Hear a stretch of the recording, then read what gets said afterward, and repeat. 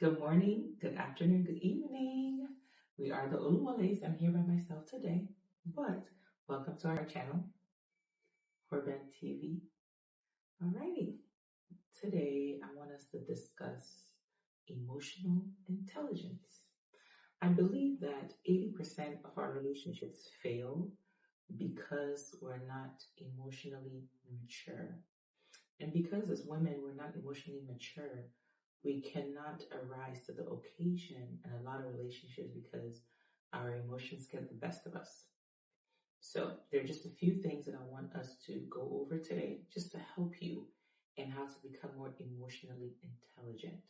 It is such a good aspect of our lives that we can transform that. It is so beneficial if you're someone that is emotionally mature. And the reason why you need to be emotionally mature is because it would take you to a place where um, you can surround yourself around people that are of higher caliber. It can improve your relationship with your children, your spouse, your coworkers, your business partners. Once you have your emotions under control, you pretty much can run your life. So let's dive right in. The first thing we need to do to be more emotionally intelligent is to have a high level of awareness. What do I mean by high level of awareness? Meaning that you know your triggers, you know your strengths, you know your weaknesses, you know what gives you, you know, anxiety, you know what is discomfort to you, you know what disappoints you, you know what would break you down. If you're aware of your triggers, if you're aware of what makes you uncomfortable, then you're able to, what's the word? You're able to make sure you don't find yourself in that position where you're triggered, right? You're able to digress. You're able to push away from situations that would make you get upset, right? So if you have a high level of awareness, it helps you to stay away from certain things that would trigger you a little bit more. Another way of being emotionally intelligent is you have to heal from your childhood trauma.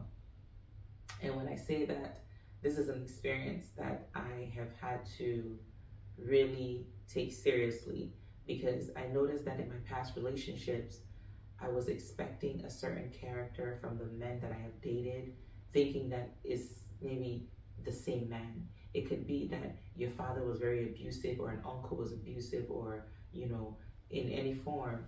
And you find yourself seeing that in other people, so you don't give people the benefit of the doubt. So you have to make sure that you build from your trauma so you can build confidence by healing from your insecurities. And you're always on, when you don't have a sense of emotional intelligence, everyone is a suspect.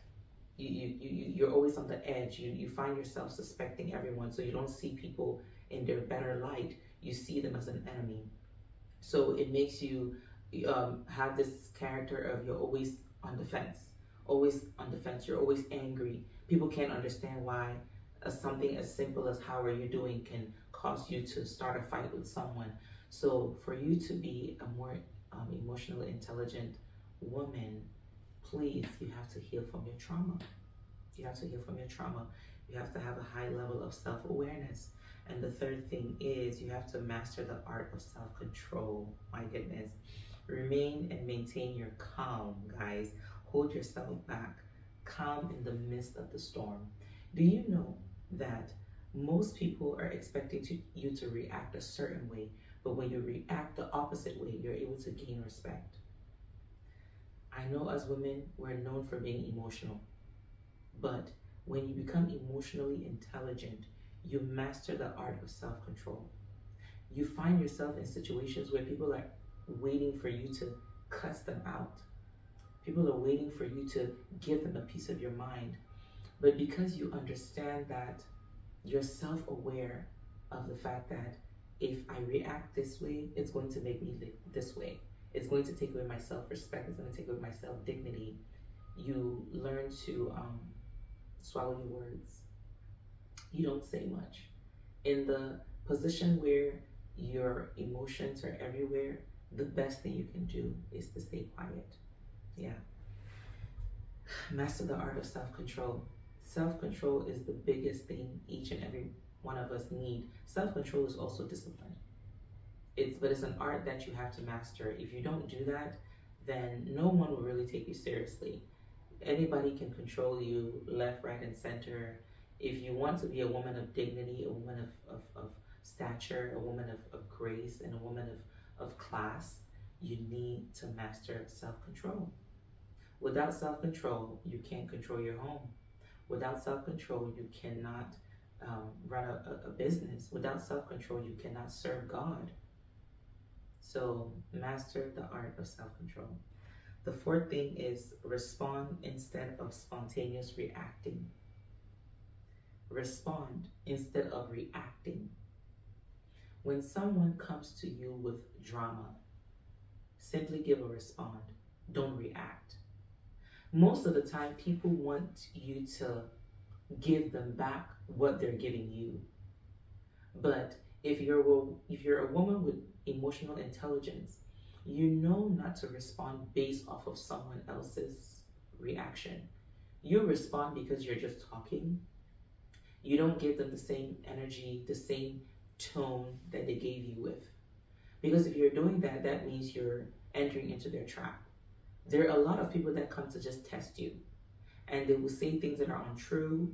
They would do things that they know will get under your skin because they think that you're the same woman from before.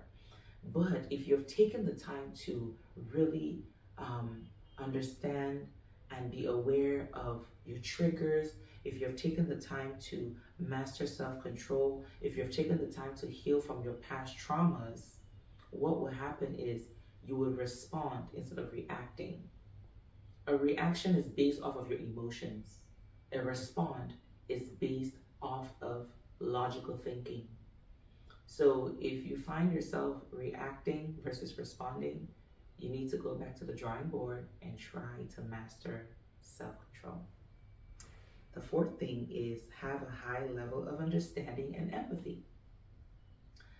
In marriage, with children, with friendships I've had for over 20 years, marriage of 10 years, children of 12 years, leadership role of 10 years, I have grown to understand that having an understanding, studying people's temperaments and why people act the way they do, having empathy, it has given me more reason not to see the bad in people. It has given me a reason to try to make excuses for people.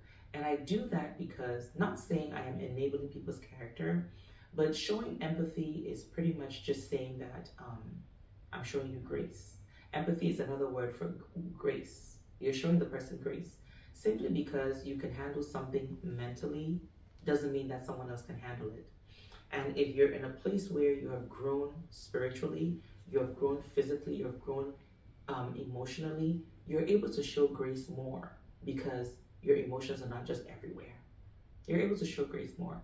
So when you're someone that is emotionally intelligent, you try to understand where people are coming from. You try to see another point of view, and you try your best to show empathy, simply because you're in a better place.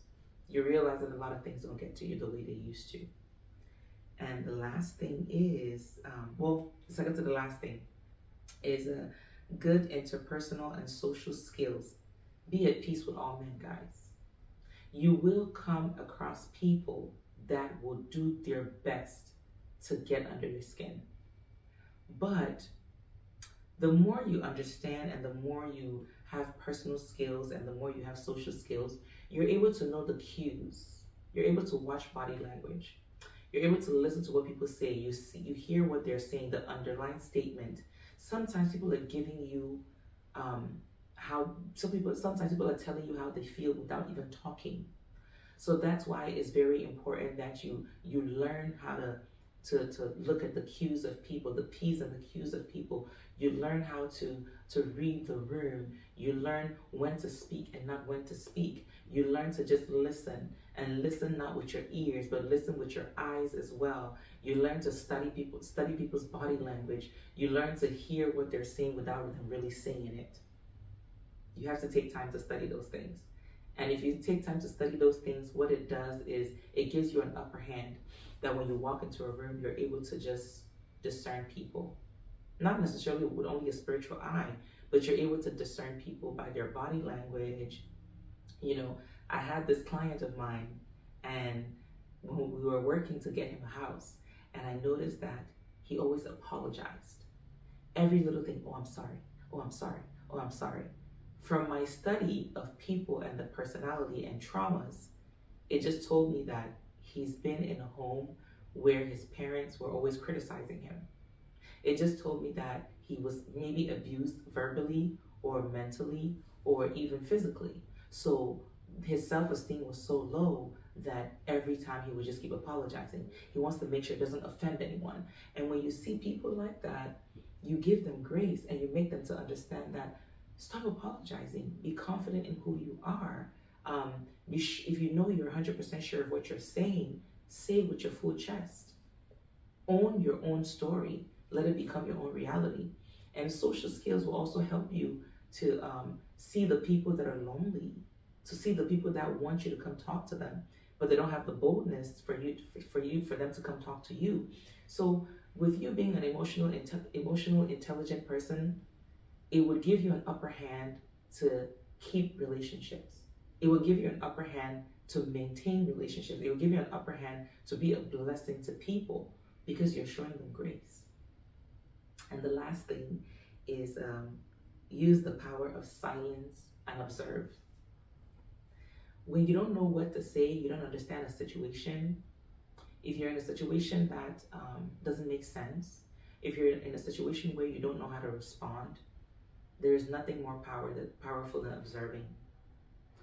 Yeah, a lot of people think that if they talk, the problem will go away. A lot of people think that if they talk, it means they know what they're saying. Not necessarily. Sometimes if you don't know what to say, just stay quiet. The more you stay quiet, the more you're able to observe. The more you observe, the more you're able to know what to think. Because in you observing, you see what people that are talking don't see. So with that being said, I know it's a lot to take in, but it's step by step, right? Give yourself grace. It's step by step. The way you can dissect if you're emotionally mature or intelligent is the quality of your relationship with people. Do you have relationships with people that have lasted a long time? Are you able to keep relationships? Are you able to show grace to people? Are people disrespecting you without you really knowing? Are you accepting abuse from people verbally? You know, are people manipulating your emotions for them to use you? You just check certain things, and if you fall under the category of those things, then you know that you need to build yourself up. You need to build your emotion.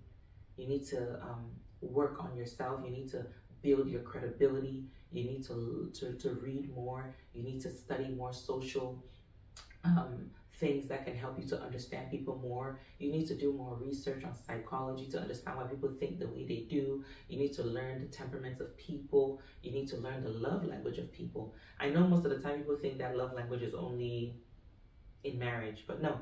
Love language is with your children, it's with your friends, it's with co-workers, it's with everyone that you surround yourself with.